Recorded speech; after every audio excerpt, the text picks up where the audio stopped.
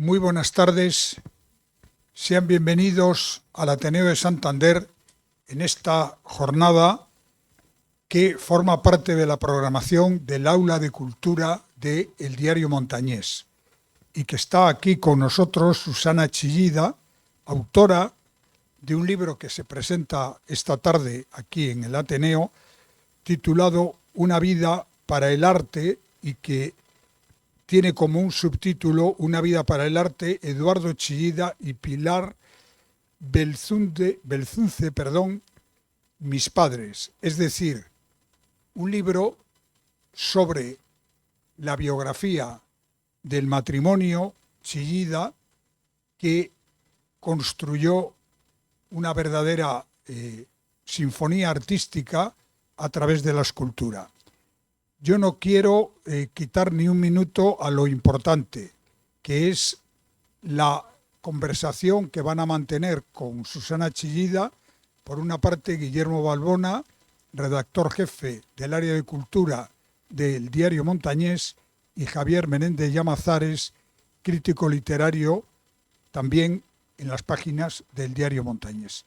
Y ya con ustedes les dejo únicamente recordarles que después, cuando termine esta conferencia-entrevista, Susana Chillida firmará ejemplares de su libro para aquellas personas que lo quieran tener, y que el libro se está vendiendo en la entrada, con lo cual se puede adquirir y luego lo firmará Susana. Muchísimas gracias por su asistencia.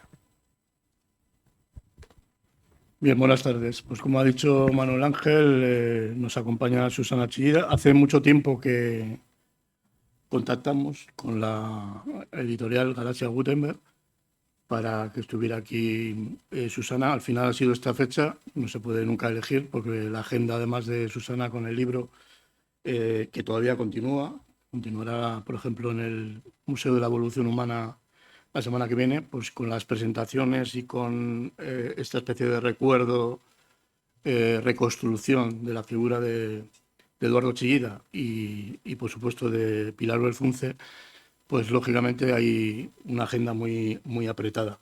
Tengo que dar las gracias en cualquier caso a Galaxia Gutenberg, con el que tenemos muchas relaciones, y en concreto en el Aula de Cultura en verano, como saben o como sabéis, tenemos varios actos muchas veces con escritores en los martes literarios. Bueno, el título de este libro es Una vida para el arte. Yo creo que son dos vidas para el arte, no solamente porque se hable del matrimonio, sino porque, como saldrá ahora aquí a relucir, hay una especie de simbiosis, de vínculo, una especie de pacto en el tiempo, Eduardo Pilar Eduardo, y es ahí donde va asomando el arte. Y el arte en el libro de Susana creo que tiene una importancia fundamental, no en el sentido de que esté hablando de un escultor, que por supuesto lo está, sino de que es todo el libro, yo creo que es una especie de invitación a descubrir qué significa el arte. Y vale tanto para profanos como para aquellos que quieran ahondar, por supuesto, en la figura de, en mi opinión, uno de los mejores escultores del siglo XX. Yo creo que hay figuras como Giacometti o como Henry Moore, pero en el caso de Chillida, desde luego es una auténtica referencia. Y curiosamente, luego igual podemos comentarlo, yo creo que durante mucho tiempo mucho más valorado en el extranjero que en este país, pero yo creo que ya con el tiempo, con la labor de la propia familia, con la labor de Susana, pues todo eso se ha ido también corrigiendo, ¿no? Quiero hacer dos referencias a Cantabria que están muy vinculadas a Eduardo. Por un lado, que a lo mejor a mucha gente ya se le ha olvidado, él vino a exponer a la Sala Roballera, el proyecto de Mingo, cuando Juan Manuel Puente lo dirigía, y por supuesto vino con Pili, con Pilar, con su mujer, y ahí es donde tuve la oportunidad de conocerle, y hizo una exposición en Roballera muy selecta de sus esculturas y de grabados, ¿no? Que ha sido una de las referencias, curiosamente, muy, muy vinculadas a Cantabria. En cualquier caso, las grandes esculturas, algunas de ellas muy conocidas, como podéis recordar, se hicieron en forjas y aceros de Reynosa, que es el otro, dijéramos, territorio cántabro de Chillida, aunque luego su obra, por ejemplo, ha estado muy presente en colectivas, etcétera, etcétera. Eso quería comentarlo. En cuanto al libro, es una especie de híbrido, es una mezcla entre memorias familiares, entre biografía, entre retrospectiva, y yo diría que es una especie de álbum en 8 actos, donde sí importa lo cronológico, pero lógicamente hay idas y venidas, hay pasado, presente, hay reflexiones, también dijéramos entre comillas, de futuro por parte de Susana. Y yo creo que se nota muchísimo en la escritura, que es bastante transparente, al margen de eso, el hecho de que haya en Susana una especie de cineasta dentro, que es decir, Susana es documentalista. Antes de llegar a este libro, que se ha hecho en el tiempo, porque ella respetó por un lado el duelo de la muerte de Eduardo y la muerte de su madre, pero también ella pensaba que había como una especie de proceso en el tiempo que era lo que permitiera llegar hasta a esta mezcla de cronología, biografía y, como decía, memorias. Ella, como documentalista, bueno, aparte de ser psicóloga y yo creo que una gran humanista, porque siempre ha estado muy preocupada en todos los proyectos por el tema de la educación, ella ya había tocado referencias del Chillida artista, más que del Chillida padre, pues en documentales como, por ejemplo, Chillida, el arte y los sueños, 100 palabras para Chillida, Elogio del horizonte, conversaciones con Chillida. Hago un simple apunte como de retrato y que nos hable Susana y luego le haremos algunas preguntas y por supuesto invitaros al final a que comentéis, yo que sé, curiosidades o queráis preguntar algo directamente de ese tándem, Eduardo y Pilar. Forjar hogar familiar, memorias y biografía a 2 voces, también a 3, a través de la mirada privilegiada de Susana. El lector, entre la retrospectiva y la escritura, lo visual y el tacto, el de la vida y el de la obra, tiene oportunidad con este libro de adentrarse en lo que sería una especie de libro escultura del artista vasco. Lo que cuenta la hija de Eduardo y de Pilar es un álbum familiar, un inevitable cuaderno de fragmentos, un ecosistema de arte y vida, de disección del amor y, por tanto, del dolor. Más que ante un libro, uno se sitúa ante una de las obras del creador y escudriña, se adentra, rodea, construye, destruye y toca y violenta todo lo que compone una vida: espacio, luz, oscuridad, vacío, presencia y ausencia, forma, relato, lo pequeño y lo inabarcable, lurra, tierra y humanismo. Hay una frase que en esta biografía entrecruzada en estas vidas, en arte y vida como encrucijada, asoma como un mantra que habrá que tener en cuenta a lo largo del resto de la obra para quien la lea, o en este caso en el encuentro con Susana, y es: si tú me sigues, puntos suspensivos. Ese es el pacto, ¿no? Eso es una vida para el arte, elogio del horizonte y el viento como rumbo. Hay anécdotas personales, testimonios, voces, restos, frases, reflexiones, recuerdos alegres y dolorosos, y algo más difuso e inasible, pero terrible, por necesario, que Susana, y digo forjar de nuevo, en palabras de su padre, expresa en esta obra, y las palabras son un aforismo precioso de Eduardo que decía: esa hermosa e inexplicable locura que es el arte, ¿no? Y también decía Eduardo una frase con la que termino: hay espacios a los que la razón no llega, y uno de esos espacios creo que es este libro. Así que, Susana, bienvenida. Comenta lo que quieras y luego preguntamos. Gracias. Gracias. Bueno, gracias a todos vosotros por venir al Ateneo, a vosotros al Diario Montañés y a Santander, que aquí he venido en un día lluvioso como los de Donosti, pero estoy muy contenta de estar. A ver, este libro tiene mucho recorrido, como bien has dicho, muchas capas de observación de mis padres desde que era niña, lógico, como todos a nuestros padres. Hay muchas cosas que tienen que ver con todos, con todo el mundo. Yo creo que estaréis de acuerdo, porque me podía haber centrado en lo que es el artista visto por una intelectual o un artista, que puedo ser yo. He hecho varios documentales sobre mi padre y tal.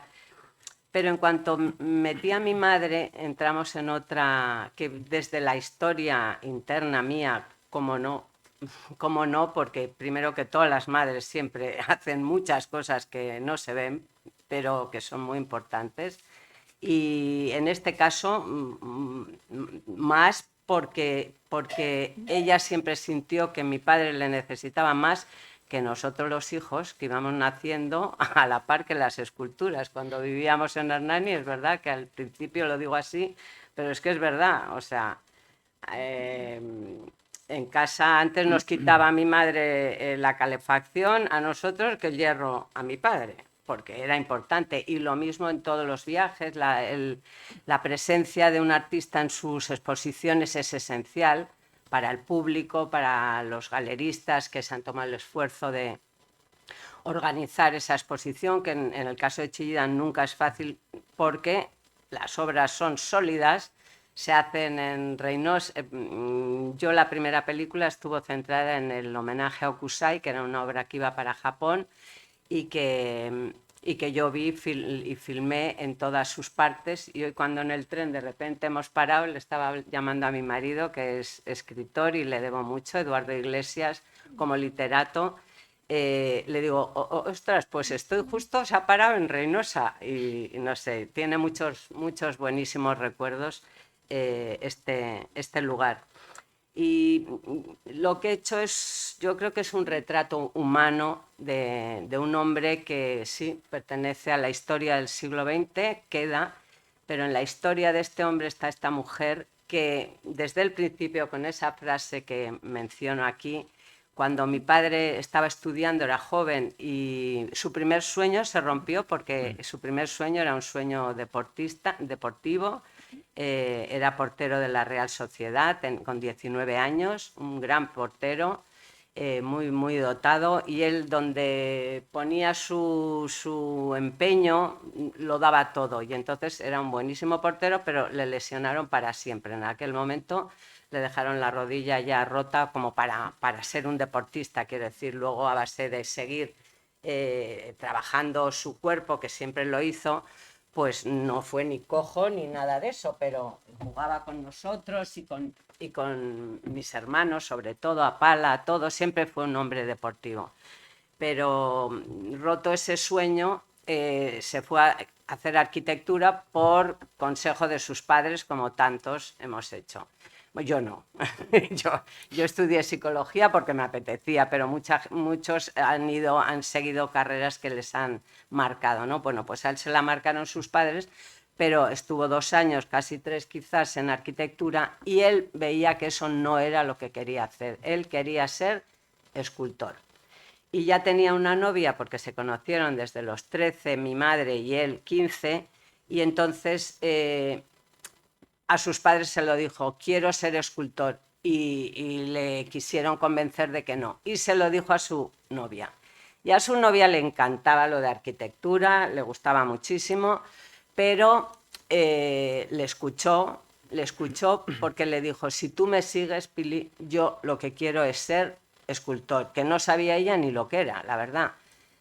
Pero también entendía que si él decía que quería ser escultor y que con su ayuda de ella, que no sabía bien lo que iba a ser, pero que lo iba a conseguir, pues se lanzó a la aventura. Ese es el principio de esta historia, que yo la escribí en partes. Primero escribí como para completar mis documentales, que solo ves los lugares en los que se ha filmado. Por ejemplo, el propio Reynosa, la fábrica de forjas de Reynosa, solo la ves, pero no sabes mucho de ella. Entonces, yo escribí los lugares de Chillida hace muchos años, en el 2009. Hablaba de Reynosa, hablaba de la casa en la que le vemos hablando, una entrevista conmigo, que había sido su estudio, luego era mi casa, hablando de los lugares que se veían en mi película. Pero era para completar los DVDs que yo había hecho, y se murió el DVD, me quedé con aquellos escritos. Y cuando murió mi madre, al cabo de muchos años, 2015, directamente al día siguiente tuve ganas de escribir de ella. Porque en mis películas se ve su presencia, siempre se nota que es una persona importante en la vida de él, pero no habla. Bueno, en una habla un poco diciendo que cree que los artistas son personas sobre todo ingenuas, dice, porque pensar que eres capaz de hacer todo lo que haga falta hacer, dejar todo lo que haga falta dejar, por poner una línea o un color o por doblar un hierro, cuando no sabes si la gente después tan siquiera lo va a apreciar o no. Eso es lo único que decía en las películas mi madre, que se le ve. Y entonces yo empecé a escribir sobre ella, pasé el duelo de su muerte escribiendo, o ahondando, pero también se me acabó la motivación y lo dejé. Mis hijos, que leyeron las dos cosas, querían saber más de su abuelo. Volví a escribir en el 2017 y ya en el 23 dije, esto lo voy a acabar. Y entonces, nada, me he pasado 1 año y pico sentada en una mesa ordenando todo lo de antes y sobre todo, y muy importante, poniéndole la voz de hoy, la que soy hoy, bueno, ayer, el 23, y viendo la historia, juntando, ordenando por décadas y entre tanto, primero encontrando la voz esa de presente que iba a contar la historia de mis padres. Hay mucho de arte, sin duda, pero hay mucho de la persona, porque ya te digo, se convierte en una historia de familia, porque eso ha chocado en el mundo del arte mucho, que un hombre como él, de su talla, digamos, que fuera un hombre familiar, pero lo era. Fuera de lo que es su trabajo, casi lo único que le interesaba realmente era la familia, y era un hombre familiar y bueno, pero también, por supuesto, le doy toda la importancia en el libro a la importancia que tuvo en el siglo XX, no solo como artista, y esto creo que estaréis de acuerdo conmigo, sino como pensador entre pensadores. Y esparcidos por todo el libro están muchos de sus aforismos preciosos, cosas muy cortitas, como se ve bien teniendo el ojo lleno de lo que se mira. Sabes, a mí me ha interesado, decías, la educación mucho, no para artistas, que cómo hacer tu arte, eso te lo tienes que entender tú contigo mismo. Pero yo me pongo en el lugar de quien le toca mirar el arte de los demás, ya sea la música, una escultura, un tal, qué actitud se necesita para que lo que esa gente que realmente se deja la vida en eso, yo lo equiparo el esfuerzo, el trabajo de un artista en cualquiera de las artes, que llega de verdad lejos, con lo que hoy se pide a los deportistas de élite, que no tienen otra vida ni otro tiempo que no sea para lo que se han dedicado, ¿no? Y bueno, y mi madre, para entender todo eso y apoyarle, la verdad, lo primero que hizo fue dejarse que calara en ella el sueño de él. Tenía muchísima sensibilidad artística, si no, nunca hubiera podido entender, porque además es que le tocó un artista que no era especialmente fácil, porque hoy es muy fácil y muy normal el arte, digamos, abstracto, es más normal, pero entonces no era nada normal. Eduardo Chillida estaba abriendo una brecha importante entre, como dices, Giacometti y algunos otros, pero pocos en el mundo, y vivieron por ahí. Mi madre traía en su bagaje además idiomas, que también mi padre. Mi padre pasó la guerra en Francia y dominaba el francés. Mi madre nació en Filipinas, se crió, iba y volvía a su familia. Es una vida que se cuenta aquí, muy azarosa la de ella. Pero bueno, contaba con idiomas, sabía que el mundo era grande, no le asustaba nada, ya se había recorrido el mundo varias veces en barco, que entonces duraba 3 meses. Era una mujer valiente, una mujer liberal y una mujer entregada. Y digo, y a mí que mi padre era importante para el mundo, lo vi desde bastante pequeña, por los fotógrafos que venían a casa. Yo hoy tenía idea de haber leído alguna parte, pero no lo sé. Mejor me pongo en manos, me pongo en vuestras manos. Pero sí, porque cuando ves que vienen fotógrafos de Nueva York a hacerle fotos, cuando Catalá Roca, que lo mismo, venían a casa, o sea. Pero la labor de mi madre nunca me quedó tan clara. Y luego, además, que con esto que he dicho, que ella viajaba siempre con él, pues hemos sentido los hijos un poco de abandono cuando éramos pequeños, porque nos dejaban en casa con personas que nos cuidaban, nos daban de comer y tal, pero no nos querían como te quiere un padre y una madre. O sea que, y tampoco entiendes tan bien de pequeña. Y luego, bueno, pues siempre les he mirado mucho a los dos, he aprendido mucho de ellos. Y todo lo que he aprendido lo he contado en este libro, y todo lo que he visto. Y entonces muchas cosas, la gente se está viendo también reflejada. A mí me dicen que conectan, porque no he huido de las partes difíciles de la vida que todos los hombres tenemos, lo que es la enfermedad y la muerte a todos nos iguala.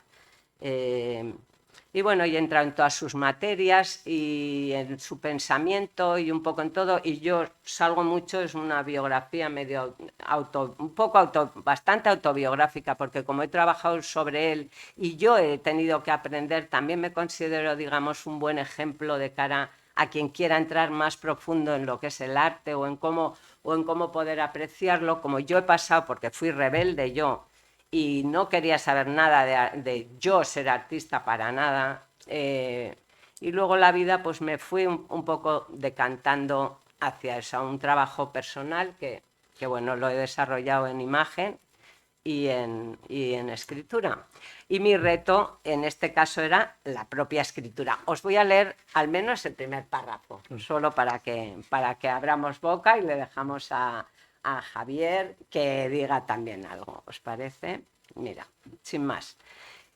Este primer capitulito, bueno, a la hora de dividir por décadas, yo me había encontrado con muchísimo de lo que hay aquí ya escrito, pero al cambiarlo de sitio y todo eso ya no sabía qué era qué, porque eran todo letras iguales, todo páginas y páginas y páginas que no ves nada. Entonces empecé por ponerles títulos para yo saber qué era y poder jugar. Bueno, tenía una mesa grande como esta, llena de papeles que los ponía, cortaba para ver esto por aquí, esto por allá, y les puse títulos. A esta le he puesto, y es la primera, Historias de una hija. Un pájaro se engalana tranquilo sobre una rama baja. Lo miro en su trajín. Bajo la vista hacia el cigarro que humea en mis manos y al levantarla percibo un silencio de movimiento, una ausencia frente a mí. Se ha ido, voló. Qué efímero todo y a la vez qué permanente. ¿Tendrá algo que ver la ausencia de ese pájaro, el vacío que deja entre las ramas de mi conciencia, con el vacío que siento en mí tras la muerte de mi madre, o con el vacío que encierra en sí la obra de mi padre? Así empiezo. Ya está. Muy bien.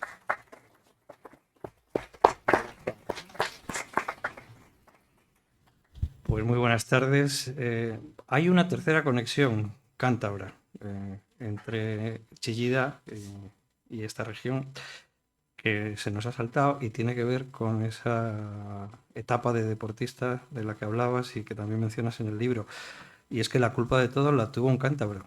¿Ah, sí? Sí, sí. ¿Sañudo? Se llamaba Era Fernando Sañudo, cántabro. era Vale. delantero en aquel momento del Real Valladolid, Ajá. pero era de Torrelavega, había iniciado aquí su carrera, o sea que el que le lesionó la rodilla, fortuitamente, siempre se ha Y se siempre llamaba se ha dicho. Sañudo. Que Fernando parece que Sañudo, sí, hubiera tenía sido... saña.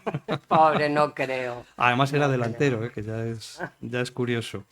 Pero bueno, como has contado en el libro, apareces y no solamente hablas de Chillida, de ese enorme apoyo o esa sociedad que compusieron Pilar y Eduardo, sino que también hablas del arte y de algo que a mí como lector y como crítico me interesa muchísimo y es el proceso creativo, ¿no? Y cómo has construido este libro. No sé si es en el prólogo o en el primer capítulo. Me hubiera gustado que lo leyeses ahora porque cuando hablas de cómo tus demonios se iban disipando, haces una reflexión curiosísima y es que tú tenías en la cabeza hablar de los grandes temas y te pones a hacerlo y de repente estás escribiendo y te das cuenta de que esos grandes temas en realidad son lo menos importante y que de lo que realmente quieres hablar y lo que es preciso hablar es de otras cosas muy distintas. Y de hecho lo adviertes, ¿no? Que nadie va a encontrar esos grandes temas iniciales dentro del libro. ¿Qué buscabas? ¿Qué querías? ¿Qué tenías en la cabeza cuando pensaste en el libro? ¿Y cómo fue cambiando eso hasta luego reconstruir este dificilísimo equilibrio entre arte y vida, que es al final este libro? Hombre, yo creo que el libro es algo que me estaba pasando a mí. Hacer el libro es algo que afecta. Hoy os agradezco mucho que estéis aquí y que me hagáis preguntas porque venía con ganas de decir que es muy difícil hablar de un libro. Yo he hablado de una película que primero vemos y después hablo y sé que estoy en común, que vosotros también sabéis lo mismo que yo.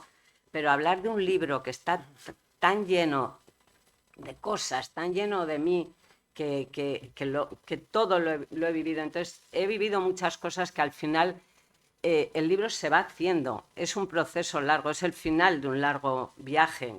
Por ejemplo, mi familia, lo que son mis hermanos, digamos, por ejemplo, que terminan apareciendo, fue al final, cuando después de haber escrito con mucha libertad y mucha, digamos, es un poco... honestidad, pues sí, honestidad conmigo misma, porque el libro me estaba haciendo bien a mí, es poner en... no sé, es seguir entendiendo una vez más desde distintas distancias en mi vida a mis padres y la labor de cada uno y el entronque en cada uno y terminar de entender que lo de mi madre, irse con él siempre, estar siempre para él, siempre, siempre, siempre, no era por su misión, sino que era su misión. La que ella sabía en el pacto era el arte. Para Eduardo le dijo, yo, Pili, lo que tienes que entender es que el arte y el dinero, yo no puedo estar pensando ni en cuánto me va a costar hacer una escultura, ni en cuánto me van a pagar, o cuánto me cuesta esto y cuánto me van a... O sea, por Dios, que no tenga yo que tener eso en mi cabeza. Así que si le dejas a la otra persona que sea quien piensa en el dinero y no tiene ninguno un duro, pues mi madre tuvo que entrar en un mundo de hombres en general, tenía hacer entender a los galeristas, a todos, a los de Reynosa, quién les llamaba para ver y hacer las agendas y quién hacía todo, pues lo hacía ella. Entonces, pero eso, llegar a entender que era su misión, ver cómo había ido creciendo, cómo ella se fue adaptando, cómo después de... Cómo llegaban a hacernos notar que nos querían, también a los hijos, que no descuidaban nada, es que de verdad eran muy completos en su vida, se entregaban al arte. Y cuando dices una vida para el arte, es que para mí en esa vida están los dos, es que vivieron una vida los dos, la misma, solo que cada uno hacía su capítulo de un modo muy limpio. Y Pili disfrutaba de lo que es el arte de él y de todos los artistas muchísimo. Y luego se descubrió, bueno, igual no hay que hacer spoilers, pero ella también tenía una vena artística que el mismo día que murió mi padre, yo creo que empezó a pintar. No con ánimo de ser artista, pero ¿a qué se agarró? Pues se agarró a unos pinceles que sí habíamos visto algunos cuadros que a lo largo de su vida, alguna vez que tenía tiempo mientras él estaba trabajando en Saint-Paul-de-Vence, allí en la Fundación Mike, que es donde pasó los 50, los 60, los 70 hasta los 80, trabajó para la Galería Mike junto pues, a los demás que eran pues eso, Miró, Tapies, Giacometti, Calder, en fin, los más grandes artistas del momento. Y ella alguna vez tuvo un rato libre y sí había cogido unos pinceles, pero es que desde que murió mi padre no los soltó hasta que se murió ella. Y bueno, eso dice mucho también de cosas que me atrevo a pensar. ¿Y si hubiera hecho otra cosa y tal? Bueno, yo qué sé. Pero bueno, en el fondo lo de pintar era una manera de prolongar ese pacto, ¿no? Si tú me sigues, de otra manera, una vez que... Sí, era qué modo de seguir tiene si ya no tiene nada que hacer por él, pues ser digna de él igual, o estar más cerca de él viviendo pues lo que él hacía, que es sacar de dentro, y en su caso era a través del color, y era una delicia verle porque era una chapucera. Ella se consideraba a sí misma chapucera en general, ¿eh? Le parecía que todo lo hacía ella con hacer las cosas y que surgieran, aunque no era perfeccionista, nunca quiso ser perfeccionista, era una trabajadora nata, eso sí. Pero, y también con su pintura, lo mismo, y no le importaba, se manchaba, se ponía así, toda vestida y no sé qué, y pintaba y se manchaba y le daba igual totalmente. En el libro, bueno, ya lo has comentado, lo de los aforismos a mí me parece esencial, impresionante, además con una profundidad de pensamiento increíble. Y luego creo que es bastante interesante cómo has seleccionado fotografías, algunas muy, vamos a decir, privadas o íntimas, no solamente algunas conocidas, y de ahí extraes, dijéramos, también tu escritura o tu hilo conductor, ¿no? Y te iba a preguntar... hay aquí, por ejemplo, un párrafo que había seleccionado, es más largo, pero chillida por mérito propio, pues mérito suyo es incluso haber elegido a Pilar Belzunce como compañera de su vida para amarla, protegerla y honrarla como siempre lo hizo. Tú no caes en contradicciones, pero se han hecho algunas interpretaciones o lecturas del libro como que, bueno, pues eso, la mujer detrás del artista y tal. Y yo creo que claramente tú vas dejando caer como que hay lo que decía antes, una conjunción Sí. mujer-hombre con sus momentos malos, sus momentos buenos, pero que hay una cosa irrepetible, ¿no? Sí. Que se manifiesta luego artísticamente.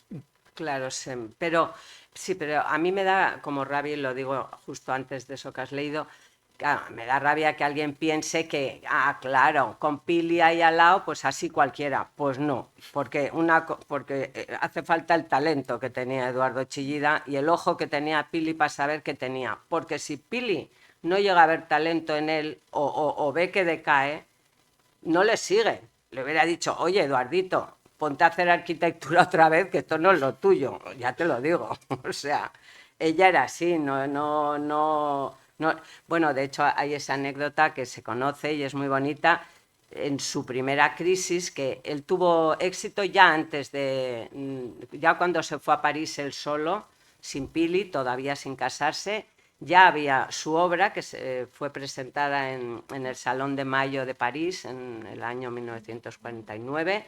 Llamó la atención y ya los periodistas escribieron que España, que era un país más bien de pintores toda la vida, pues que había que tener en cuenta uno nuevo que se había presentado, y eran obras todavía figurativas. Casualmente, sus dos primeras obras figurativas, estando solo en París y ella triste en San Sebastián, era un cuerpo de mujer, el primero que hizo, la primera obra, y un torso de hombre. Qué casualidad, para un hombre que era un hombre muy enamorado, lo fue hasta el final, fueron es una historia de amor, yo lo veo que es una historia de amor. Y ya le miraron, y tengo una entrevista que acabo de montar para una cosa, la primera que hice con mi madre, yo a ella, y cuenta algo muy bonito y se llama, porque se fueron cuando de París, iba a contar la anécdota de cuando dijo Eduardo, ya casados, se vuelven a París, a las afueras, viven con Pablo Palazuelo en un estudio que les han dejado un antiguo escultor que ya no esculpe y tiene una casita, un estudio y tal. Y entonces, pero mi padre lo pasó muy mal porque quería dar un paso más que no sabía, quería salirse de la influencia de Grecia, de la Grecia arcaica, y no lo conseguía y sentía que se estaba repitiendo a sí mismo, que es lo que hacen muchos artistas que funcionan y se pasan un poco, no digo repitiéndose, buscándose, pero en el mismo lugar todo el rato. Y mi padre se fue buscando cada vez con nuevas materias, que es otra de las cosas que aquí se hablan, pero todavía no había dado ese paso. Ese año lo pasó fatal, tenía sabañones, no sé qué, y le dijo, Pili, vámonos a casa, estoy acabado. Y mi madre le mira y le dice, pero ¿cómo vas a estar acabado si todavía no has empezado? O sea, pues esta era Pili. Y entonces mi padre pues dice, bueno, pues nada, me río y tal. Y en esta entrevista con mi madre, que os digo que he vuelto a mirar hace poco con detenimiento, dice, y al cabo de unos años ganó la Trienal de Milán en 1954. Y entonces ya le habían visto los Mike, había hecho una exposición con ellos en una colectiva donde había los grandes, pues igual una exposición de Braque, no sé quién, y un par de jóvenes, entre ellos Eduardo Chillida. Eso la Galería Mike. Pero como se fueron a Hernani, a San Sebastián, les dejaron una casa al lado donde ahora está el Chillida Lecu, que es a las afueras de San Sebastián, y entonces se fueron allí. Y en la entrevista cuenta que entonces ya había ganado la Trienal de Milán y la Galería Mike le llamó a Eduardo y dice que para decirle que le gustaría llevarle después de lo de la Trienal de Milán. Y dice, y ellos pensaron, y lo dice así muy chulita, porque chulita sí era, y dice, claro, y le vieron a este que creyeron que se había ido con una burguesita tonta que era yo, Y de tonta quiere decir de tonta tu madre. Se le ve mucho como es. Tenía ese espíritu de valentía y de creer en él de verdad hasta el fondo y en ella.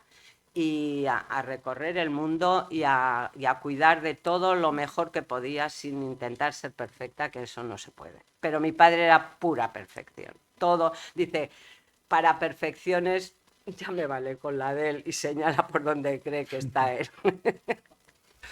Bueno, era pura valentía, pero desde luego que la acompañó en una aventura muy arriesgada.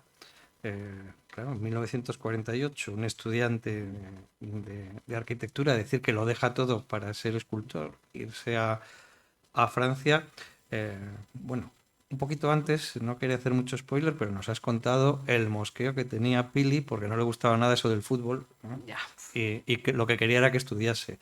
Sin embargo, no le pone pegas cuando decide, bueno, pues encuentra su vocación y ella lo ve claro, ve que hay talento y se lanza. Pero claro, ahí el problema, o lo que es realmente alucinante, no es la voluntad de Pili y él, sino que la familia les termina apoyando. Y yo creo que tiene mucho que ver algo que cuentas en capítulos anteriores, y es la figura del abuelo, ¿no? Que es, a mí me parece el personaje... La abuela. No, el abuelo militar, Ah, ¿eh? Que hubiera querido dejar la academia eso sí. para entrar de aprendiz en un estudio de pintura, ¿no? Yo creo que ahí ese es un personaje absolutamente entrañable que me imagino que tuvo muchísimo que ver en permitir que todo esto fuera realidad, ¿no? Porque casi parece el sueño frustrado del padre que se realiza en la siguiente generación, ¿no? Pues sí, pues sí. Te diré que yo hice luego un doctorado en educación en Estados Unidos, y fíjate que cuando allí se habla mucho en la universidad, desde el primer día te conocen los profesores porque se habla. Y hablé de mi abuelo porque lo vi y no sé por qué, o sea, realmente no sé por qué, pero tienes mucha razón, que es importante el sueño que había tenido su padre, había sido ese, acercarse y decir, me coge de aprendiz. Es muy bonito, se lo contó a mi padre en su lecho de muerte, que a él le hubiera gustado eso. Y luego hay otra figura muy importante que también haría que luego mi padre le dijera a Pili, si tú me sigues, porque ya veía cómo era Pili, pero es que su abuela, no ya su padre, sino su abuela, por parte de madre, era una mujer de rompe y rasga, una vasca de caserío, que tenía también mucha valentía, mucho arrojo, y que acabó montando paso a paso, dejó a sus padres y del caserío bajó a Zumárraga, de Zumárraga no sé qué, y llegó a San Sebastián y montó 2 hoteles y fue su primera mecenas, una mujer. Eso lo ha resaltado ya más gente, como quizás esa figura, saber que una mujer, aunque estuviéramos en el siglo pasado, que todavía nos queda rato para demostrar todo lo que valemos, digo yo, pero y tener más hueco y estar más de verdad unidos de modos... Ahora se le da demasiada importancia. Si eres mujer, pues te publico. Y si eres hombre, lo tenéis ahora mismo mal para todo. Hay que reconocer que igual para llegar a la justicia y un poco a la normalidad hay que pasar por esto. Pero bueno, él tenía la idea muy clara de que hay mujeres valiosísimas, como Juanacho, su abuela, que su marido, bueno, pues le ayudaba. En ese caso, él le siguió a ella. Y entonces también la confianza que mi padre le daría, oye, pues esta mía también tiene aquí mucho, ¿no? Porque también ponerse en manos de una mujer como se puso él tampoco es tan fácil, ¿no? Oye, hay en el libro una imagen preciosa que es cuando una especie de primer abrazo, habría muchos, lógicamente, pero viene tu padre a tu encuentro, te abraza y tú luego acabas identificando ese abrazo del hombre grande, hombre alto, con una de sus esculturas, ¿no? Y yo creo que es como clave en el libro, ¿no? Sí, Es sí, hombre, padre, artista, ¿no? sí, Y sí. me imagino que alguna vez, casi a escondidas, verías cómo trabajaba Eduardo. Entonces, Hombre, le he visto trabajar muchísimo, bueno, porque he hecho una película dedicada a una... mis películas, las documentales las podéis ver en mi web, susanachillida.com, Chillida, el arte y los sueños, y de Chillida Okusai, creación de una obra. Y sí, le he visto trabajar en las grandes forjas, le he visto trabajar en su estudio, le he visto dibujar. Bueno, me dio una confianza enorme y no se lo había dejado hacer a nadie, ¿eh? Nadie le había filmado, pero yo también tenía mano izquierda y sabía pasar de mi lugar de aquí con las cámaras, con el cámara y yo, y según le veía, a veces dejar de rodar porque veía que no estaba cómodo y yo tampoco quería filmar a mi padre incómodo. O pasaba al otro lado, le daba 2 besos, no sé qué, no sé cuántos, y volvía aquí y ya volvíamos a tener al Chillida dispuesto y abierto. Yo he aprendido muchísimo de él y le he visto trabajar y era un hombre muy íntegro, muy coherente entre lo que pensaba, lo que hacía, lo que decía y su obra. O sea, él como persona era tan contundente como es su obra, que también es complicada, parece, pero también de una gran sencillez. Busca el mínimo que sea eficiente, ¿no? Diría yo. De hecho, te iba a preguntar, que me imagino que va por ahí el sentido de lo que estás diciendo. Bueno, es coherencia constantemente, y esa palabra se repite mucho en el libro, pero hablas en algún momento dado de que él buscaba lo justo. ¿Qué quiere decir buscar lo justo? Sí. Lo justo, ni más ni menos. Por ejemplo, también aquí en Reynosa, cuando empezaban una obra, tienen para poderla agarrar, porque es trabajo artesanal lo que hacía, aunque fuera una obra de no sé cuántas toneladas, de 12 toneladas, es un proceso de calentar un trocito de hierro cada vez. Todo eso se ve en el libro, porque están algunos fotogramas de mis películas. Y un trocito solo y tienes que se enfría pronto, puedes actuar sobre él durante un tiempo, pero imaginando cómo los operarios tienen que imaginar cómo hacerlo, y cuando se iba el turno de las 12 no se iban, se quedaban a ver los otros, a ver cómo se las ingeniaban con lo siguiente. Y luego en los lavabos todos ahí hablando, o sea, Chillida les daba mucho que pensar. Además, les metía en el ajo del arte, no solo de la parte manual y artesanal, que también implica en la obra de mi padre.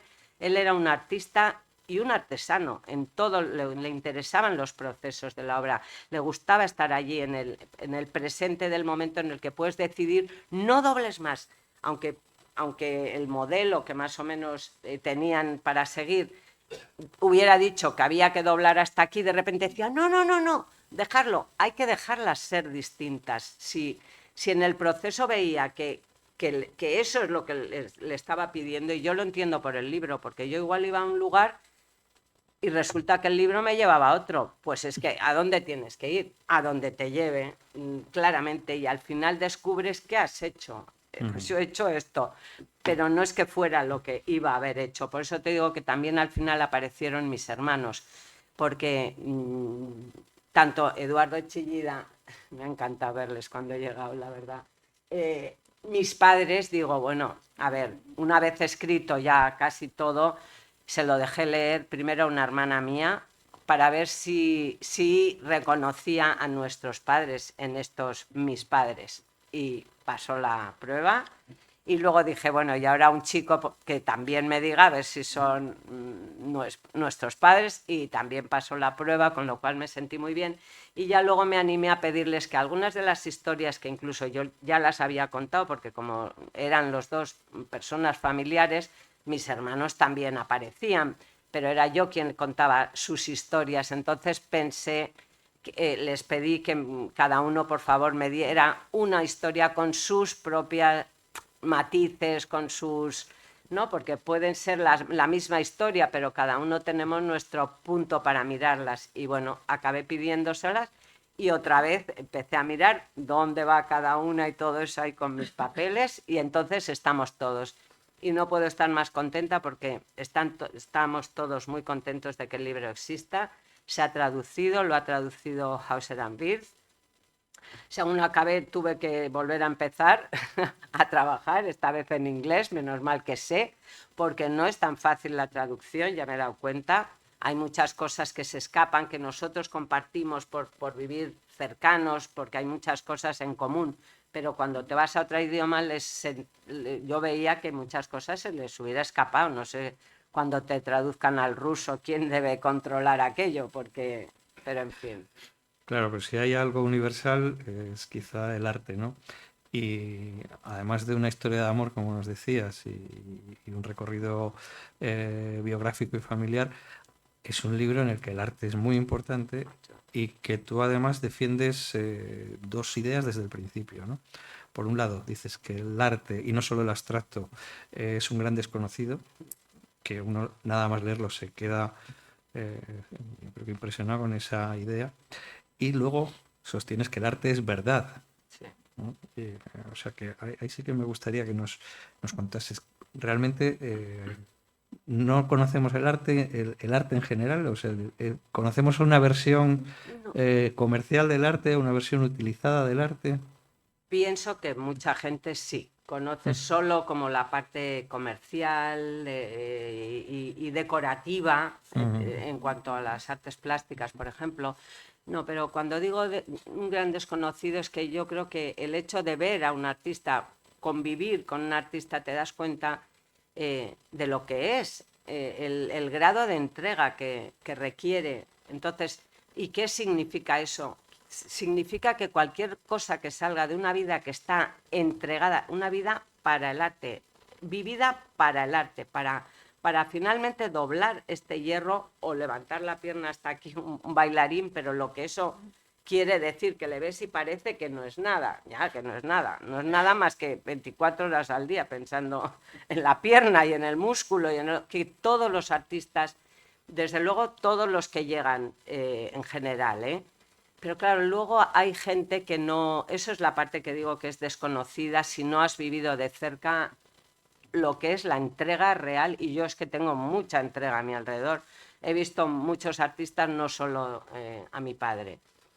Y por eso lo del desconocido, pero que es verdad porque no solo es verdad, es que yo creo que la obra de una persona es casi una persona, esa persona. Yo lo sentí con Van Gogh, la primera vez que fui a Nueva York, que hacía una exposición mi padre, creo que fue en 1980, y estaba en el Guggenheim, y entonces había una exposición, la permanente, por ahí.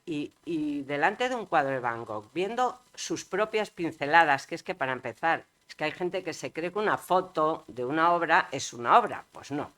Una obra es una obra, y cuando estás delante de ella y si le prestas tu tiempo y tu atención, te pasan cosas que te transmite lo que le ha pasado al artista, lo que le ha pasado al artista al hacerlo, toda la emoción que ahí él ha podido poner, que os digo, es verdad, que está poniendo ahí tanto de sí mismo, que es esa historia que cuenta aquí, que a mí me hace mucha gracia, la historia del chatarrero.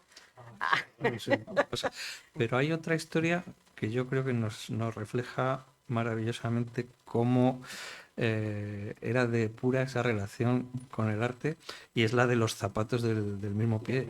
Yo creo que esa, aunque sea un poco de spoiler, igual la podías contar, ¿no? Sí, sí. Ya os digo que mi padre, todas las obras de Eduardo Chillida son obras únicas, no hay dos iguales. Bueno, todas menos 4 o 5, que son las que cuando le cogió la Galería Mike, después de lo de la burguesita tonta, que con ella ya había empezado a levantar la cabeza y había ganado un premio, le cogieron para siempre y le hicieron un contrato. Realmente ahí empezó una vida más relajada para mis padres y todo eso. Y entonces el uso normal de la galería era cuántas obras hacemos, le llevas una obra y te dicen cuántas hacemos de esta. Y mi padre casi como que no entendió. ¿Cómo que cuántas obras hacemos de esta? ¿Esta es una obra? No, pues que se hace un molde y luego pues echas, en el caso de mi padre, echas el hierro y te sale igual que la anterior. Igual que la anterior, pero para empezar no la ha hecho él, es hueca, para mi padre no tenía nada que ver. Entonces, pero bueno, es que esto se hace porque ya en la primera exposición has vendido prácticamente todas, hemos vendido casi todo, que vas a poder enseñar, se hace porque hasta 4 o 5, no sé qué, se considera obra única, aunque sean copias. Bueno, le convencieron. Bueno, pues de esta y no sé, pues de esta y de aquella, vale, pues hacemos 4. Y se la van a enseñar y entra allí en un cuarto con el galerista M. el mejor del momento en el mundo, porque América casi no tenía importancia todavía, todo ocurría en Europa y ocurría en París y ocurría en esa galería. Y le va todo orgulloso y le dice, Eduardo, ya están las obras y tal. Vamos a ver, se las enseña y le dice, ¿qué? ¿Qué te parece? Y dice, ¿qué me parece? Dice, zapatos del mismo pie. O sea, ni tan siquiera, porque a veces he oído la historia contados que decía, una zapatería, no, peor. Zapatos del mismo pie, que es que no te sirven ni para andar, porque con 2 del pie izquierdo ni tan siquiera andas. Y se negó a hacerlo. Le dijo, yo esto no lo vuelvo a hacer. Y el galerista lo entendió y como pasa muchas veces, cuando atraviesas alguna crisis, algún topetón, todavía les unió más y le hizo ver que este hombre pues tenía unos principios muy sólidos, buscaba algo que era lo que iba a seguir buscando y confió en él. Pero es verdad que es muy bonita. Zapatos del mismo pie y no lo volvió a hacer. Te comentaba al principio, no sé si estás muy de acuerdo con que la impresión es que durante muchos años era más valorado Eduardo fuera que aquí, sobre todo en Alemania, por ejemplo, sin ir más lejos. Y, y yo creo que luego una de las cosas que más ha corregido eso es un espacio maravilloso que es Chillida Leku, ¿no? Que aparte de la crisis de 2008, yo creo que ha sido una cosa impresionante para descubrir qué es el arte, qué es Eduardo, ¿no? Y entonces quería que hablaras un poco de esto. Sí, sí, eso, bueno, pues pasó como muchísimas cosas en la vida de mis padres, por azar, pero claro, el azar es la vida que anda por ahí. Y mi padre valoraba muchísimo la percepción para su obra y la intuición. A mí con mis películas lo único que me dijo es, sigue tu intuición. Y luego me decía, ¿vas consiguiendo lo que persigues? O sea, a él no le importaba ni tan siquiera qué iba a decir, a hacer de él. Él de verdad, lo que era bueno para él también le parecía bueno para los demás. Y Te preguntaba por Chillida Leku. Sí. por Chile, Chillida claro, Leku, ¿no? pues apareció, pero la primera estaban buscando un caserío, un algo para el ceramista. Yo es la idea que yo tengo. Yo recuerdo haber ido a ver caseríos y lugares cercanos a San Sebastián que quizás se podía haber venido el galerista y el ceramista con el que trabajaban las lurras, que hubiera podido venir más cerca o no sé qué. Empezó con eso y luego ya pues de repente un día encontraron este caserío fantástico, una planta muy bonita, muy noble, antiguo de Del 18, 1600. siglo XVIII, ¿no? Sí, no, antes yo creo. O 17, sí. Sí, Sabe- estaba medio derruido, pero era una maravilla. Y entonces lo compraron porque cuando venían las obras de aquí de Reynosa y antes de Legazpia, cuando eran obras grandes, pero no tanto, Reynosa era más capaz, tenían que, para ultimarse el último proceso es la oxidación del acero, este cortén, que es para vivir al aire libre, como es el peine del viento, por ejemplo. Necesitaba, para que él le diera el visto bueno ya de salir, bueno, cuando salían de Reynosa, primero lo de Justo, tú los veías y veías unas patas así larguísimas y tal, y lo más importante luego era podar, porque esas eran necesarias para agarrar y poderle hacer las diabluras que tenían que hacerle allí como pudieran, con una prensa que era inmensa, una cosa, eso se ve en las películas. Y luego podar, quitar, hasta que solo quede lo que tiene que ser, lo que es significante, lo que le emociona, lo que busca, ¿no?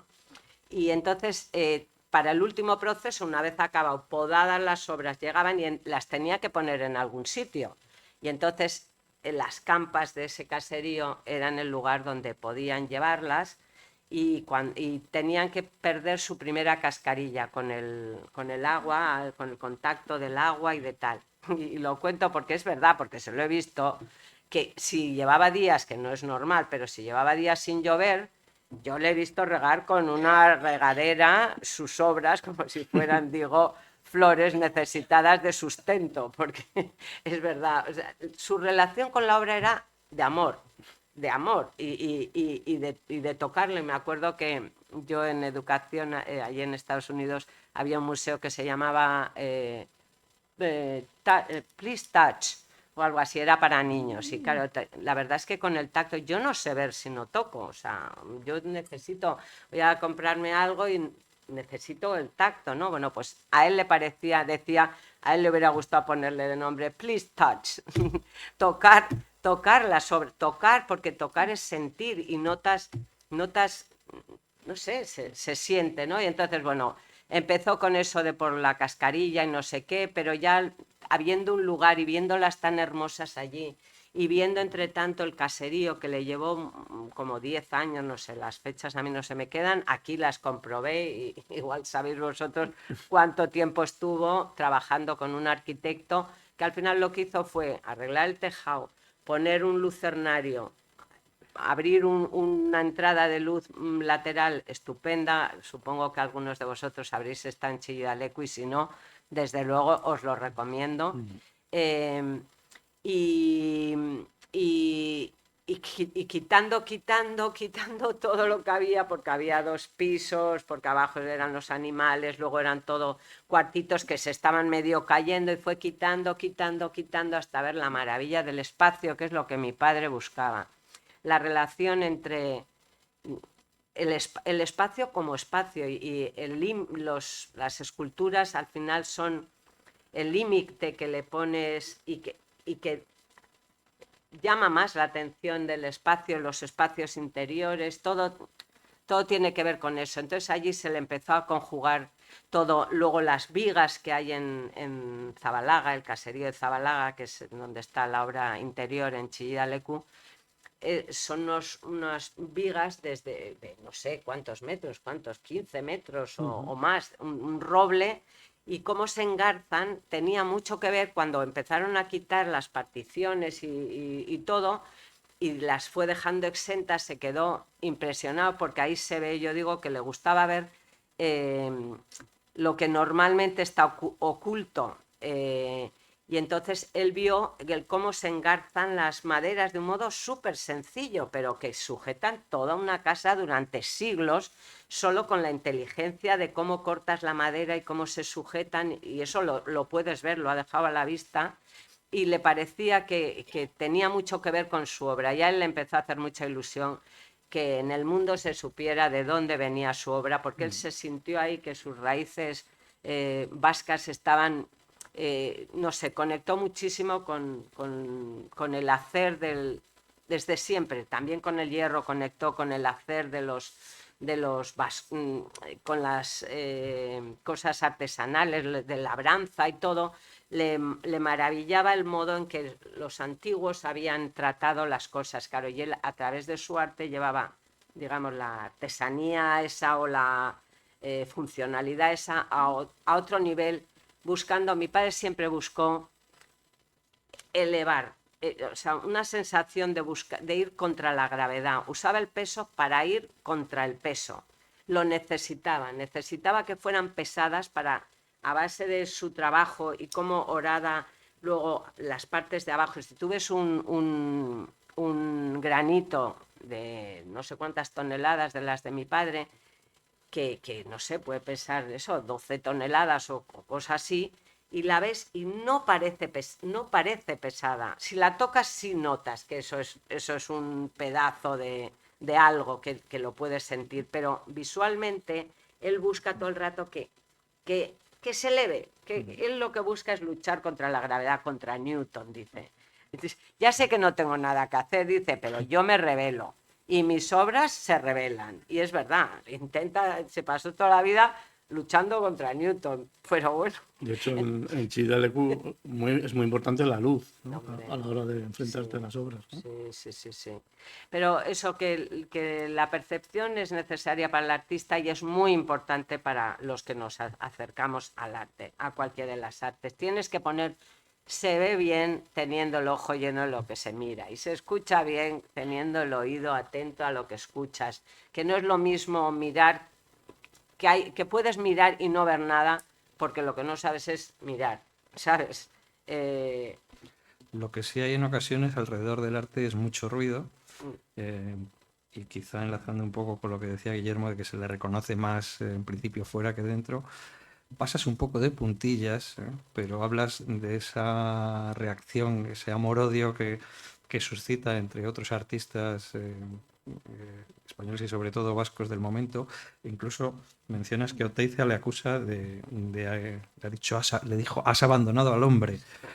Sin embargo, yo no sé si fue gracias a la labor de Pilar o parece que él siempre consiguió estar en una burbuja en la que jamás entró a responder ninguna provocación y simplemente se centró en el arte. Eso es algo realmente Sí, pero complicado, ¿no? no es por Pili, es por Eduardo. Las cosas importantes que tienen que ver con su arte son de Eduardo, porque si es por Pili, hubiera hablado y tronado y echar, o sea, no he querido hablar porque no es necesario. El que sufrió provocaciones fue mi padre, y no se dignó responderlas por más que le doliera, porque Oteiza hizo declaraciones totalmente ausentes de verdad en momentos dados y se atrevía mucho, y mi padre no se dignó responder porque él necesitaba y quería seguir por su camino, pero le costó muchísimo. Y a mi madre le dijo, y tú lo mismo. Y mi madre se tuvo que estar callada igualmente, teniendo muchas cosas que haber podido decir. Y luego la verdad es que el acercamiento a aquel último fue muy bueno porque el País Vasco vivíamos momentos hemos vivido horribles, bueno, el País Vasco y todo el mundo, porque lo que se ha vivido ahí pues afecta a la sensibilidad.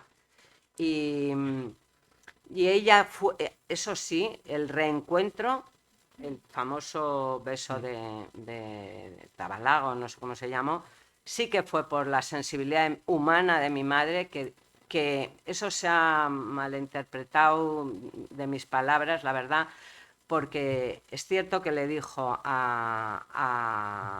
le escribió una carta diciéndole a Jorge Oteiza, diciéndole, bueno, ha muerto tu mujer, quería darte el pésamo y tal, y también decirte que no he odiado nunca a nadie en este mundo más que a ti, que hay que decirlo, ¿eh?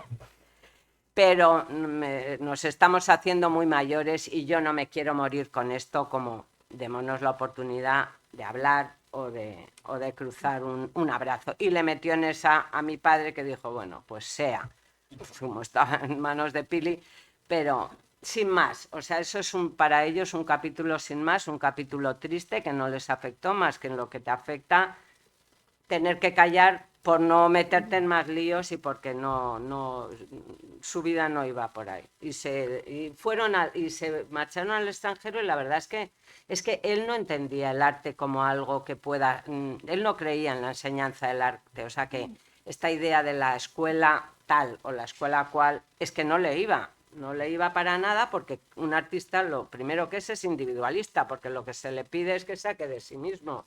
Entonces, ¿qué puedes enseñar? Pues puedes enseñar cómo se coge un lápiz, que es lo que dice, o sea, técnicas, pero las técnicas no son el arte. Entonces, por ahí viene su no querer estar en la escuela vasca, ni en la escuela china, ni en la escuela nada. O sea, no creía en eso. Era un individualista comprometido con su tiempo, pero no de escuelas. ¿Qué impresión, aquí también hablas de ello, por supuesto, pero de la frustración de lo que pudo significar la montaña de Tindaya? Pues eso fue muy triste, porque yo sentí como que le escandalizó. Es un proyecto de obra, lo he llamado, una vez se atrevió a soñar con un espacio dentro de una montaña. Cuando usamos la palabra vaciar una montaña, que yo lo he podido hacer también en tiempos, no es tanto vaciar como él decía, meter el espacio en una montaña que al final en fotos se ve que tampoco es una cosa enorme, Sí, aunque era grandísimo el espacio, la idea de 50 por 50, o sea, muchos, pero lo ves en las fotos y es un agujerito pequeño que se hubiera hecho, y con 2 aperturas, una para que entrara la luz de la luna y otra la luz del sol y la del frente mirando al horizonte. A él le emocionaba, fue como un sueño que tuvo porque había hecho él una obra, los espacios vacíos dentro de la materia los llevaba trabajando toda su vida. Y a uno lo llamó Mendiuch, que quiere decir montaña vacía. Y quizás a partir de eso, y sobre todo, aquí lo cuento así porque yo creo que fue importante que con el ingeniero con el que había trabajado el Elogio del Horizonte aquí en Gijón o otras muchas obras, el Elogio del Agua en Barcelona, pues empezó a pensar que esto de la montaña vacía, pues que quizás podría hacerse un espacio, meter el espacio entre una montaña. Y entonces empezaron a haber montañas por el mundo, vieron creo que en Italia una y otra, no sé si en Finlandia, y de repente apareció Tindaya en Fuerteventura. Y parece que al gobierno y a todo esto les gustó la idea, pero chocaron con la incomprensión de los ecologistas, que entiendo que velaran por la montaña, pero a ver, había 2 concesiones que se la estaban comiendo, y se pararon cuando empezaron a defenderla lo digo ahí, quizás de no haber estado Chillida por medio, pues se la hubieran ido comiendo y comiendo y la habrían ido vendiendo a piedras y quién sabe qué montaña se había quedado ahí. No lo sé, a él le hizo mucho daño porque lo que pensaron de él era que estaba como queriendo asesinar a la montaña, cuando él lo que quería era honrar la naturaleza desde dentro de ella, para poner el foco en ese horizonte, en esa luz que nos da la vida diariamente a todos, y nos se lo hacía con una idea que el ser tan grande, decía, al ser tan grande, cualquier persona que vayamos allá, da igual de qué color, de qué credo, de qué bando, de qué política, de qué nada, nos íbamos a sentir muy iguales, todos muy pequeños. Tenía ideas filosóficas, poéticas con respecto a ese espacio. Y desde fuera solo se vio, no sé, las cosas que dijeron, unas pancartas, lo cuento en Arco. ¡Buah! Yo les acompañé a Arco donde se enseñaba este proyecto, y es que de verdad casi se me sale el corazón, porque soy de tensión baja, que lo demás, lo mismo me da un ataque. Escondidos detrás de unas pancartas, una serie de gente metiéndose con él de un modo muy, muy, muy duro, que a un hombre sensible como él le hizo mucho daño, profundo daño. En lo personal, podemos ver que para ti supuso una gran riqueza y una maravilla el estar inmersa en el mundo artístico y cultural en que estaban tus padres, donde no solo conocías artistas, sino también a gente singular y muy particular, pero me interesa un personaje que mencionas, que es Luis Martín Santos, en el que además hay algo fabuloso, y es que cuando tienen el famoso accidente de tráfico y fallecen, tus padres acaban convirtiéndose en tutores legales de sus hijos. O sea, ya no eras solo hermana de las esculturas, sino que tuviste también hermanos de carne y Bueno, hueso, ¿no? fueron unos de los que hicieron como a varios amigos. No eran exclusivamente ellos, pero sí, me acuerdo muy bien de Rocío y de Luis sobre todo. Luego tenían otro más pequeño pero sí, fueron muy amigos. Y en esta entrevista de mi madre, conmigo nos hablaba de Luis Martín Santos como un hombre que le notabas que cuando te miraba te veía más dentro, y comenta, y ahí se ve su sensibilidad hacia el arte de cualquiera. Decía que cuando estabas que a él se le notaba lo que era cuando estabas con él, y que le chocaba cuando estabas de repente con un poeta o con un artista que estás esperando que verle en su forma de ser, de estar, de no sé qué, algún destello, y lo dice con una ilusión. Y cuando no lo veo, dice, no sé, como que me quedo chafada. Ahí va un poco lo de verdad y no verdad. El arte es verdad es verdad cuando es verdad, porque hay otros que igual pues no son tan verdad. Te digo, mi padre se podía haber quedado repitiéndose a sí mismo toda la vida. Habían encantado sus obras, se podía haber pasado toda la vida haciendo un poco lo mismo, ¿no? No lo sé. Eso cada cual con su... Bueno, pues es el turno, quien quiera preguntar a raíz de la conversación. No digamos si alguien ha leído el libro y tiene alguna curiosidad. Sí. Has hablado repetidamente de Reynosa y de su estancia allí y tal. Yo tengo leído que él había pensado hacer algo en Reynosa. En la cordillera, en la Sierra de Hija, que rodea Campo, hay un pico que es el más emblemático, que es Tres Mares. Y yo había leído que en algún momento había pensado hacer algo para poner en Tres Mares. ¿Te suena eso? Yo no lo sé, la verdad no lo sé. Y reconozco que en el libro lo que yo directamente no sé, no entro porque no voy a poder decirlo como lo siento ni tal. No lo sé, no. No, yo se lo había leído, yo soy de allí y entonces me hacía gracia lo de Tres Mares, ¿no? Ya. Pero bueno. Bueno, lo mismo vieron entre que veían montañas y eso pudieron, claro, ver. No, era mientras trabajaba en Reynosa, en la forja. Ajá. Bueno, pues claro, por allí debió pasar algún tiempo y tal, y entonces, bueno, pues subió, no lo sé. No lo sé, pero algo he leído en su momento de que le había pasado por la cabeza el hacer algo para poner allí. Pero bueno, Pues quién sí, sí. sabe, o cuando buscaba, que luego acabó yendo a Gijón, pero porque quería hacer un homenaje al Horizonte y fue cuando vio que había militares, dijo, porque claro, los militares eligen los mejores sitios, pero mi padre lo cuenta en mi película, dice, ellos lo eligen para cascarle al enemigo cuando aparece por el horizonte. Y yo, sin embargo, lo que quiero es enfocarnos a nosotros hacia el horizonte, hacia algo que es inexistente, que es tal, pero que es emocionante y no sé qué. Y cuando le dijeron, ven a ver lo de Gijón, lo mismo había visto por aquí alguna, había estado buscando. Y dijo, ¿hay algo de militares por ahí? Sí, dice, pues iré a verlo, porque eso suelen tener mucho ojo. Unas cosas. Buenas tardes, soy Ricardo Fraguas. Me alegro muchísimo de haber podido encontrar el rato de estar contigo y con todos los presentes. Enhorabuena por tu libro, por la presentación de tu libro. Es un placer escucharte y escuchar a los compañeros de la mesa. Magnífica presentación de tu libro. Enhorabuena por todo ello. Y qué grandísima envidia de poder tener, yo creo que lo que nos gustaría a todos, ¿no? El momento y el arrojo de poder honrar así a los padres de uno. He escuchado en uno de tus preciosos documentales, que recomiendo a todos, efectivamente, de acceso libre y gratuito en tu página web, una idea de tu padre que no sé si era recurrente.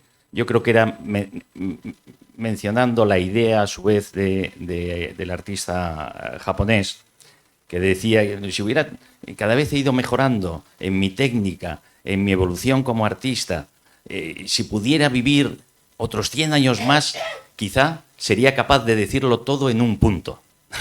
Sí. ¿Te acuerdas de esta idea, no? Sí. Que es como la condensación del todo y de la nada, del ser y del no ser, expresada por un grandísimo artista. Era algo importante en él, a mí desde luego me ha tocado. Sí. Es que eso es lo de que el arte es verdad, eso decía, y al final, si viviera 110 años, un punto, una raya que yo haga, estarán vivos, porque, porque salen, explicaba ya luego mi padre, porque salen de un impulso de una vida para el arte, de una vida entregada a eso, que al final lo que hay en ese punto es que no es un punto, es que es la vida entera de una persona dedicada a pensar solo en cosas que no solemos pensar, o sea, que no, y que pensar y soñar y no sé, que es verdad que hay gente que dedica a cosas así toda su vida de un modo muy, muy increíble. Gracias, Ricardo.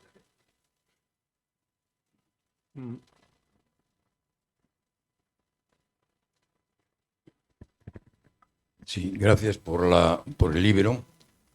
Me imagino que aparecerá en el libro. No he leído, lógicamente, todavía, pero sí que me gustaría que nos comentaras la relación de Eduardo Chillida y Martin Heidegger. Primero porque es una relación que a mí me sorprendió cuando tuve noticia de que existía esa relación. Y el segundo tema es, los dos coinciden en hacer una obra en conjunto, pero de cara al ciudadano, al ajeno a los dos, es una obra menor incluso en el tamaño, porque lo lógico es que Eduardo Chillida hubiera hecho unas planchas grandes y Heidegger hubiera también escrito, es decir, hubieran ofrecido un libro de cierto tamaño. Y los dos coinciden en hacer un libro menor en tamaño, quiero decir. Y esa anécdota me gustaría que la comentaras un poco, si es posible. Sí, está también contada. Bueno, pues porque Heidegger andaba buscando un artista, no sé si era exactamente un escultor o un artista pero yo supongo que escultor, porque lo que era el arte y el espacio es más de escultor. Entonces, le presentaron a mi padre, hablaron y se interesaron mutuamente sus pensamientos sobre el espacio, sobre tal. La idea era que mi padre ilustrara el libro. Y entonces durante el proceso, bueno, se cartearon, y de hecho aquí digo, porque hay una investigadora que ha encontrado relaciones incluso no solo en que mi padre ilustró un libro de Heidegger, sino que los propios pensamientos de Heidegger con respecto al espacio, hubo un carteo por ahí que ella encontró con los nietos de Heidegger, la nieta y que hubo mucha conversación, como pasó con Cioran y con eso. Por eso digo que fue un pensador entre pensadores también mi padre. Y entonces le preguntó mi padre a él durante el proceso del libro, y por curiosidad, ¿en qué formato de papel has escrito tu obra? Pues hablaban de usted, su obra tan importante, Ser y Tiempo y todas estas. Y dice, yo escribo siempre en cuartillas, medio DIN A4, ¿no? En cuartillas. Dice, pues yo creo, se fue idea de mi padre, pues yo creo que esa es la relación de Heidegger con el espacio, realmente. Yo también escribo, por cierto, en cuartillas, me gusta más y con una letra pequeñísima. Pues, y entonces a Heidegger le pareció muy buena la idea, dice, y a los editores les pareció espantoso, porque habían pensado hacer un libro efectivamente muy importante en tamaño, en todo. Y sin embargo mi padre estaba entusiasmado y es un libro precioso. ¿Lo has visto? Pues no sabes lo que es tener un libro pequeño de ese, porque pequeño será pequeño de tamaño, pero es que allí lo que se siente, yo personalmente es de los que más me gustan, los libros grandes, ya no son tan siquiera un libro, ese es un libro, es verdaderamente un libro y son collages muy bonito, pero esa es la relación de Heidegger con el espacio, que se la preguntó él y bueno, y así fue. Más cosas.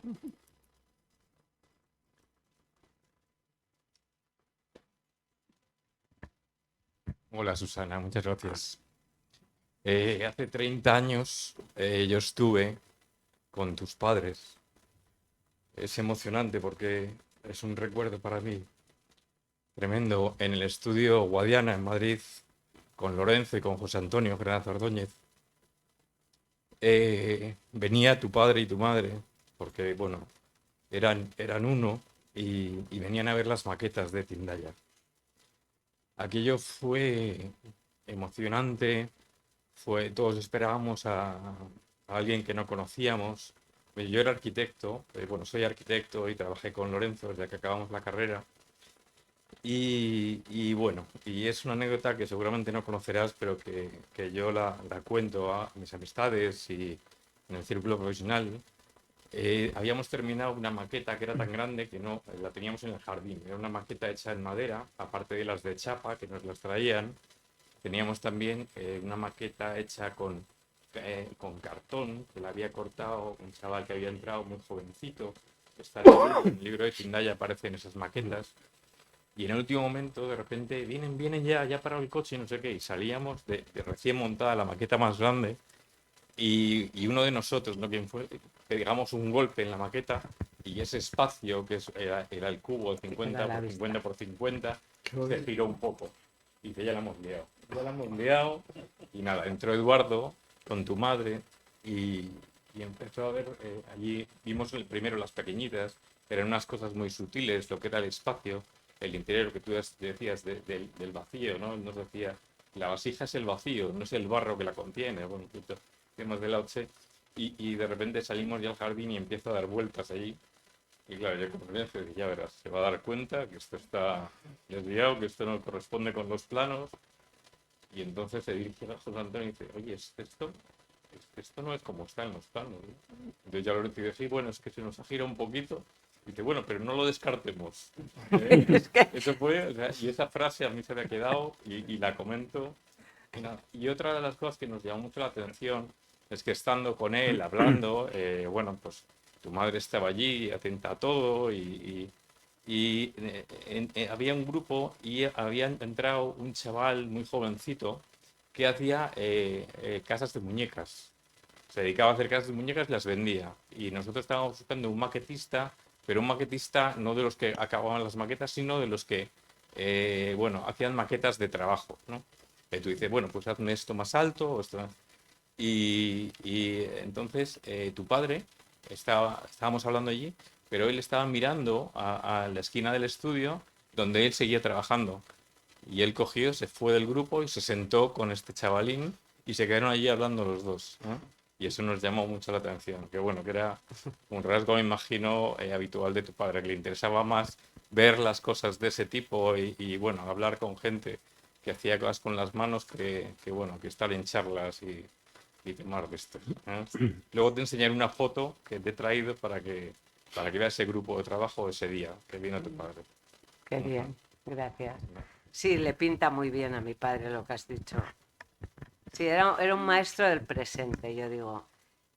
Y si el presente le está mostrando a un chaval allí haciendo un algo, ahí, si esto ha ocurrido, deja que lo miremos, porque igual por algo es, igual, oye, pues mira, ¿sabes? Vamos a dar, ¿sabes? Sí, lo pinta bien. Que por cierto, una de las tantas cosas que parten a lo mejor de una anécdota, ¿no? Pero que se cuentan en el libro son icónicos los dibujos de manos de Eduardo. Y aquí se cuenta cómo ese recorte que hace él en una esquina, eso parte simplemente de un cambio de domicilio que hace en el 82 o por ahí, que os vais a vivir encima del Peña del Viento. Sí. No sé si... Y ahí de ahí hay una anécdota, si quieres la cuentas o no, que es lo que da luego a esa especie de sello de recorte en esos dibujos de manos que son uno de los iconos de Eduardo.